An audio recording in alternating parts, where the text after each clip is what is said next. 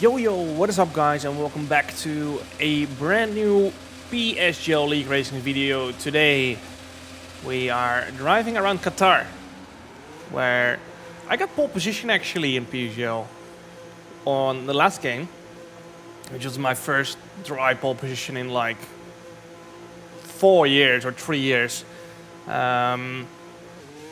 So yeah, let's see if we can do the same today again. Usually I feel like it's not my strong track. I always feel like I'm off the pace, but in the end we never do too bad. So let's see if we can do the same today and get another lovely pole position. It will be 2 in a row, because last time out in Jeddah we did get pole position. Didn't win the race unfortunately, but we're gonna try and do that today. Again, of course, as you can see, we're 13 points ahead of Freddie Rasmussen. And 30 points ahead of Barry Bormand, who is in P3, with Otis Lawrence in P4. But Otis will be having a quali ban, serving a quali ban for, I think, the slipstreaming in the last round.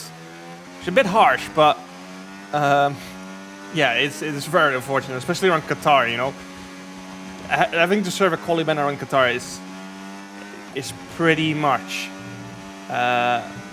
like a race ban, because you're just not gonna score points unless you do something very, very special. But yeah, on a grid like this, where everything is so close, it's just so hard. So yeah, as you can see, we're actually out quite early, 13.5 minutes to go, and that is because we are doing a short qualifying. Reason for that is because we were doing a full qualifying before this. We got to Q3, but the sector times were wrong in Q2. I think even at the end of Q1. And yeah, I think the lap times are wrong as well. Maybe not for everyone, but yeah, I remember I went into sector 2. I did a 29.65 first sector. I was a 10th up on my delta, and I did a 29.75. So somewhere I lost somehow 2/10 as I crossed the line into sector 2, but then it recovered itself at the end of the lap. So it was very confusing, and I think a lot of people just didn't trust if the lap times were legit or not. So restarted the session, the lobby, and decided to do a short qualifying session to yeah, just be sure that the lap times are correct. Although, yeah, you can never be sure, I guess, with this game. But into last corner we go, across the line we go, and it's a 119.800, which puts us P4. But yeah, as you see, onto our second lap, and we're down to P13. But luckily for us, we are 2/10 up, and that puts us P3, 1/10 of pole position at the moment, which our teammate Freddie Rasmussen has. I think he's had a lot of pole positions on this game already in PSGL. I think he has the most by far compared to anyone. And yeah, it doesn't come as a surprise, because he's fast on every track, fast on every game. And it's not going to be any different on this track onto our last lap then. And as you can see, 200 up. We had a little bit of moment through turn 2, which definitely cost us a little bit of time. Through the double right hand we go, trying to get the front end to turn in. And still 200 up pretty much as we head into the hairpin. 400 is down to Alfie Butcher. We're down to P5. And yeah, we're going to have to improve here somewhere if we want to fight for pole position. We need a 1.110 improvement for pole position, but that is not including these last laps, of course. So down to P6 as we head into the final sector, 700 up. Make that 600, as we lost a bit of time over the sector. Down to P8. So let's see what we can do. We're in the final corner. We're only 600 up. We're gonna need something more if we want to fight for pole position. And it seems like we get it out of the final corner. We're just over 10th up. It's not going to be enough for pole position. as Freddie Rasmussen does a 1:19.43. But it is P3. Better than out in Q1. And that puts us in the contention for the win, as you can hear me say. That's better than out in Q1. And that's because I just didn't feel like... I think the Red Bull Equal car might have actually been one of the slowest cars, looking at this. And yeah, I just didn't feel like I had the pace to really even get into Q3. But we got the lap in the end, P3. And as you can hear me say there, there was a lot of talk drivers saying that the Red Bull was, 1-2 tenths faster than other cars, even though the cars were set to equal. But I guess over the past 2 qualifying, that has been put to rest. That was also the reason why we're using multiplayer cars in qualifying. Back to our beloved Red Bull livery though, into the race. And as you can see, everyone around us on the mediums. We are going for the opposite strategy though. We're going to be starting on the hards here. And it's lights out. And away we go. And it's such a good start off the line. Even though we're on the hards, we're going to defend the inside. We didn't really want to attack Thomas there. But just want to cover the inside from any attacks behind. And we just have to survive this opening lap. If we survive this opening lap, we are going to be in such a good position for the rest of this race to win this race. Because once everyone pits, we can push like hell. We're on the C1 compound, so the tire drop-off is not going to be massive, which that means that everyone who's on the mediums is not going to get a big undercut. And then once we move on to the mediums, we're going to have so much more grip. That is the goal here. But the tricky thing is surviving the opening lap from the medium runners. Lap 2? And you can hear me say straight away, how much slower am I lap 2?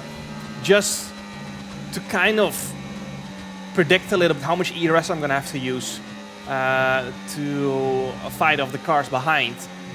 But as we head into sector 3, we're not really under threat. We're half a second ahead of Ulas Ozildirim. And yeah, it seems like the biggest struggle we've survived. We are 1.3 seconds behind Freddie Rasmussen, our teammate. And yeah, we survived up to lap 9, where Thomas has now decided to box, go for a hards, go for the undercut, cover off any undercuts from behind. And now we have to push quite hard to close the gap to our teammate Freddie Rasmussen, so we get DRS on the next lap again. We got Ruben Pedreno on the mediums behind. But at this point, the hards are going to be faster. Duncan Hovland is the next hard runner, 2.6 seconds behind us. And yeah, 2 cars behind us. Alfie Butcher and Ulas Ozildirim boxed as well. So they're going to get the undercut. A lot of people are going to get the undercut on us. But we are going to have the freshy tires. The hard part is going to be the overtaking. And yeah, Qatar. It's one of the hardest tracks to overtake. No hard braking zones where you can outbrake someone.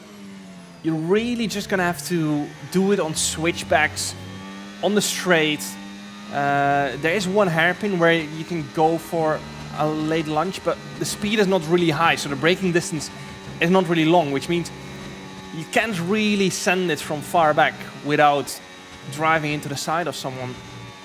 But we are going to get DRS on the next straight, as our teammate Freddie Rasmussen is going to be boxing for our new set of the hards to cover off any undercuts from behind, as we set the fastest lap of the race as well, 1:23.4.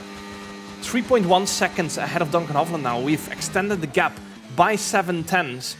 So, big lap there for us. Gap was 2.6 seconds last time around. It's 3.5 now. Obviously, we've used quite a bit of battery. And we got DRS as well. I'm not sure if Duncan got DRS from Ruben Pedreno. Might be, not sure. But, yeah, it's important that we get as big of a gap as possible to the hard runners behind as well, so we can go longer in this first stint and have a bigger tire advantage to the medium hard runners, which will make overtaking easier. But that is easy said and done. Lap 18, Barry Borman's still out behind us, 6 seconds behind us. Otis Lawrence started last, of course, due to the quali ban, 12 seconds behind us. And yeah, now we're going to be boxing with 11 laps to go. These tires are completely cooked, as we have just pushed flat out ever since Thomas and Freddie boxed. So on to a new set of the mediums. 11 laps to the end. Don't really need to tire save. We can just go flat out to the end. And we're going to get undercut by quite a few people. But crucially, no one on the same strategy is going to be coming out ahead of us. And yeah, that's going to help us massively. So out of the pits we go on cold tires. It is a C2 compound, so it's still a hard compound, which means we're not going to have a huge amount of grip on this outlap, but we're still going to have more grip than the hard ones ahead. And you can see straight away we're gaining. Straight away through turn 1 and 2, we've gained 4 tenths, I think so, to Alfie Butcher. He is in the dirty air of Julian Klaffenbach as well, which makes it tougher for him to really use his hard tire. So yeah, let's see if we can straight away go for a move in turn 1 perhaps. We are going to get DRS because the gap is only 1 second at this point. We've already gained a second on this lap. And yeah, the issue here is not catching anymore. We will catch the leader, or we've pretty much done already because we're in a train. The issue is just going to be overtaking at this point. That is going to be the hard part. 6 tenths is the gap now. Ismail Fassi 2 seconds behind on a set of the mediums as well, but he boxed a lap before us. So his tire advantage is not going to be as big, which makes the overtaking harder. He's going to catch up later as well.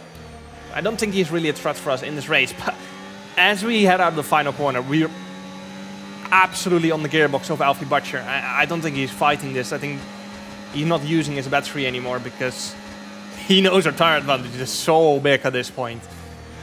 We've only done a lap on this set of tires. They've been on these tires for 10 laps. So yeah, straight away going for another move. I saw Julian, his rear light flashing, which means he's in non-deploy mode, which means he's not using any battery, which gives us P5, purple first sector, with the help of DRS and ERS of course, but yeah, you can just see corner by corner. It's like we're in a different category pretty much. We're gaining so much each corner. And out of this next corner, you can see again, even though we're in the dirty air, we gained 2-3 tenths. And we get another move done. Up to P4 we go. Battery starting to run a little bit low though, so might have to recharge a little bit before we go for an attack on Ulos Silderim. He's 7 tenths, 8 tenths ahead of us as well. So yeah, not really within striking distance into turn 1. So we're going to recharge our battery and go for a move on the next lap, perhaps maybe somewhere in the middle sector. We don't set the fast lap of the race. I think someone else did that, but obviously we had to make some overtakes here and there. Didn't fully use our battery as well. And yeah, there's no extra point for fast lap as well, so not really any point in aiming for that. You know, last year in F1 Esports, or the year before, I think so, there was points for fastest laps in the race, but that's gone. So there's no point in pushing for that anymore. Battery starting to recharge nicely, and yeah, our tire advantage is still big. At the end of this lap, we still only have done 3 laps on this set of tires, whereas these guys boxed at the end of lap 9. So yeah, we've nearly dropped Ruben out of DRS as well, even though that's not really our aim here. We just have to try and get past Ulos Hilderim now. Not going to be as easy as Ruben, you can see, using the battery into sector 3. But yeah, he's quite close to Thomas as well, so we're not really going to have a massive disadvantage by dirty air because we are similarly close. And you can see he gets a bad run out of the left-hander. Into the next right-hander we go. And you can see by the time we get out of the corner, we're already side by side. And up to P3 we go. We don't have the slipstream, unfortunately, but we're going to get the move done anyway. Up to P3. Yep. just discuss already now if I get to P1, if I break away or not. And yeah, just discussing strategies in case I get to P1. But first, we have to get past Thomas. And obviously, the further we get to the front, the harder it gets to overtake. Because simply the drivers are going to be slightly faster. There's a reason they are up front. And also the fact that the tires start to equalize out. So our advantage gets less and less and less. So that makes it hard. And not to mention, if you've been up front for most of the race, I think you've been capable of saving tires a little bit more. And you can see we forced Thomas to go defensive, which gives us the switch back. And now we're side by side into the final sector of this lap. But unfortunately, we just can't do much. Didn't want to take the risk of going side by side through here. Not really possible as well to do that at proper speed. But yeah, I have to stick in P3 for now. But I reckon we can get another opportunity into turn 1 perhaps. Again, we're really close onto the straight. 1.3 tenths behind. Unfortunately, no slipstream. But we're still going to go for the move in turn 1. We're going to go for a late lunge down the inside. Thomas defends really late, which means we have to back out of it and go for it somewhere in the middle sector. You can clearly see the pace advantage we still have in these tires. And we're going to go for it again into the double right-hander. Not a great overtaking opportunity, but we got to stay close because there's a hairpin coming up. And that is a good overtaking opportunity, but just slightly too far back. We go for a late lunge nonetheless, though, which forces Thomas to defend. He goes wide, and now we got more traction on the exit. We go around the outside, the next right-hander. He leaves us the space. We leave him the space on the inside, and up to P2 we go. And that was a great battle for P2. And now with 6 laps to go, we get P2. And yeah, we play our cards right now. That means we get P1. Straight on 100. Onto lap 24. End of lap 24, I should say. Onto lap 25. We go for the move on our teammate Freddie Rasmussen for the lead of the race. And we're going to try and both break DRS to Thomas in P3. Which is not going to be easy because he is arguably the fastest or the second or the third fastest driver on F1 games. So we're going to need everything. Full push in order to do this. And Freddie will need to do the same. But you can clearly see we still got a huge tire advantage because the gap is up to 9 tenths. And the goal is not here to break away from Freddie. The goal is to break away from Thomas in P3, just to decrease any risk of losing any positions for any of us. Gap 1.1 seconds, as you can see. And yeah, we're not going to break away out of DRS here. We're just going to recharge the battery here in the final sector. So Freddie gets back into the DRS. And that way, we can just keep pushing and extend the gap to Thomas. Thomas still gets DRS on this next lap. You can see we've got a half full battery. If we do another lap, if 30, if we do another lap like that, he's gone. And yeah, as you can even say, if we do another lap like that, we will break DRS to P3. And that is exactly what we're going to try and do. Into turn 1, the gap is 1 second, and we can just keep pushing here in the middle sector again. Freddie half second behind, obviously closing quite a lot due to the DRS. But in the middle sector, I've got the tire advantage, and I can just push flat out, which helps Fred as well, because that way it minimizes the dirty air. And the gap is now 1.4 seconds, and it looks like we've got the job done, and we've just secured a 1-2 finish. And I have to recharge the battery a little bit though, because it is starting to run low. I think I had to save a little bit of fuel as well, but again, our tire advantage was just so big that it wasn't really much of an issue. On to the last lap done, and as you can see, not much of a threat from behind. We still had a tire advantage, I think, so even in the last lap. So yeah, quite easy to stay in P1 with this tire advantage. The DRS straight is not too long as well.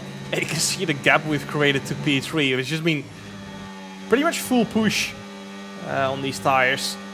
Had to save a little bit of fuel, as I said before, but yeah, nonetheless, very lovely race. Qualifying, wasn't too happy with that. I feel like I'm just still lacking pace, but again, it's been better than before, at least. You know, we've qualified in the top 3 now 2 races in a row, which is very lovely. I just feel like there's more in there still. It's still not where I can be, and that's just gonna be the attention point for the next few months and weeks. It's clear that I've improved over the last 3 years in qualifying, as Freddy gets a 3-second penalty, which is not going to matter because we got a 5.4-second gap to the rest of the grid. So we get a 1-2, which is very lovely. And very lovely. Yeah, we extend the gap in the championship to Freddy by 4 points. Not the same point system as Real F1, of course. And even more importantly, we extend the gap to Barry massively because he only got P9 there. So very lovely race. P1, P2. Hope you guys enjoyed. Make sure to like, subscribe, and see you guys next time. Ciao.